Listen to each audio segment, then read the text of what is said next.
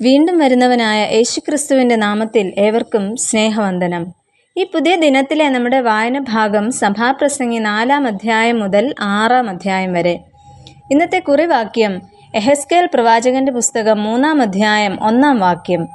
ഈ ചുരുൾ തിന്നിട്ട് ചെന്ന് ഇസ്രായേൽ ഗൃഹത്തോട് സംസാരിക്ക എന്ന് കൽപ്പിച്ചു. വലിയ പ്രവാചകന്മാരിൽ 3-ാമനാണ് യെഹെസ്കേൽ. ദൈവം ശക്തീകരിക്കുന്നു എന്നതാണ് യെഹെസ്കേൽ എന്ന പേരിൻ്റെ അർത്ഥം.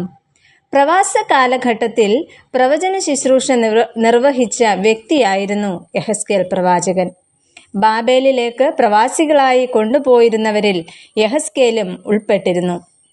യെഹെസ്കേൽ ബൂസി എന്ന വ്യക്തിയുടെ മകനും ഒരു പുരോഹിതനും ആയിരുന്നു. ഇവ യെഹെസ്കേൽ പ്രവചനം 1-ാം അധ്യായം 3-ാമത്തെ വാക്യത്തിൽ നമുക്ക് കാണുവാൻ സാധിക്കും. എന്നാൽ പ്രവാചകന്റെ കുടുംബ പശ്ചാത്തലമോ ബാല്യകാലത്തെയോ കുറിച്ചുള്ള മതിയായ അറിവുകളൊന്നും നമുക്ക് ലഭിക്കുന്നില്ല.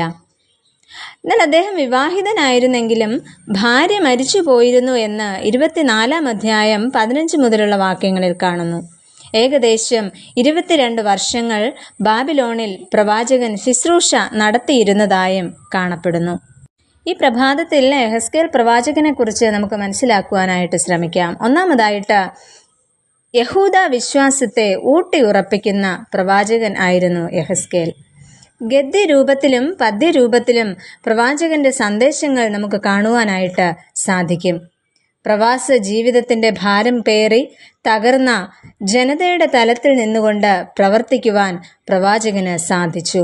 അങ്ങനെ പൗരോഹിത്യ പാരമ്പര്യത്തിൽ നിന്നും പ്രവാചക രംഗത്ത് ശോഭിച്ച പ്രവാചകന്റെ പ്രഭാഷണങ്ങൾ തകർച്ചയുടെ മധ്യത്തിലായിരുന്ന ദൈവജനത്തിന് പ്രത്യാശയുടെ അനുഭവം പകരുവാനായിട്ട് കഴിഞ്ഞു. ഇങ്ങനെ പ്രവാസ ജീവിതത്തിൽ നിന്നും കരകയറുന്ന യഹൂദ ജനത്തിൻ്റെ പുതുക്കവും പുനർനിർമ്മാണവുമായിരുന്നു പ്രവാചകന്റെ ഓരോ വാക്കുകളും. അങ്ങനെ പുരോഹിത പ്രവാചകനായിരുന്ന യെഹെസ്കേൽ ആരാധനയുടെ പുനരുദ്ധാരണത്തിലൂടെ യഹൂദ വിശ്വാസത്തെ ഉറപ്പിക്കുകയാണ് ചെയ്യുന്നത്. അതിലൂടെ യഹൂദ മതത്തിൻ്റെ പിതാവ് എന്ന പേരിന് യെഹെസ്കേൽ പ്രവാചകൻ അർഹനായിത്തീരുന്നു. രണ്ടാമതായിട്ട്, ദർശനത്തിൻ്റെ പ്രവാചകൻ ആയിരുന്നു യെഹെസ്കേൽ. ആത്മീയതയുടെ തലത്തിൽ ഹർഷോന്മാദം ഉളവാക്കുന്ന ഒരു അവസ്ഥയിലാണ് സാധാരണയായി ദർശനം ഉണ്ടാകുന്നത്. ദർശകന്റെ ആത്മാവിൽ ദൈവാത്മാവിൻ്റെ പ്രവർത്തനം ശക്തമാകുന്ന ഒരു അവസ്ഥയാണ് ഇത്. ദിവ്യമായ പ്രചോദനത്തിൽ മനസ്സിലുദിക്കുന്ന ചില രൂപങ്ങളും കാഴ്ചപ്പാടുകളും അർത്ഥവുമാണ് ദർശനം. ജീവിതത്തിൻ്റെ പ്രതിസന്ധി ഘട്ടങ്ങളിൽ പ്രവാചകനോട് അന്വേഷിക്കുമ്പോൾ ദർശനം ലഭിച്ചിരുന്നതായി യെഹെസ്കേൽ പ്രവചനം 7-ാം അധ്യായം 26-ാം വാക്യത്തിൽ കാണുന്നു. ദൈവിക വിശുദ്ധിയും മഹത്വവും ദർശിച്ചുകൊണ്ടാണ് പ്രവചനം ആരംഭിക്കുന്നത്. ദൈവത്തോട് പാപം ചെയ്ത് അകന്ന ജനങ്ങൾ ദൈവകൃപയിലേക്ക് മടങ്ങി വന്നാൽ ദൈവം അവരെ സ്വീകരിക്കുമെന്നും ശിക്ഷ മടക്കിക്കളയുമെന്നും വിശ്വസ്തരായും ആരാധനാ സമൂഹമായി നിലനിന്നാൽ യഹോവ നമ്മോട് കൂടെ ഇരിക്കുമെന്നും പ്രവാചകൻ ജനത്തിന് ഉറപ്പ് നൽകുകയാണ് ചെയ്യുന്നത്. തന്നോട് കൂടെ പ്രവാസം അനുഭവിക്കുന്ന ജനതയ്ക്ക് പ്രവാചകന്റെ പ്രചോദനാത്മകമായ ദൂതായിരുന്നു ഇത്.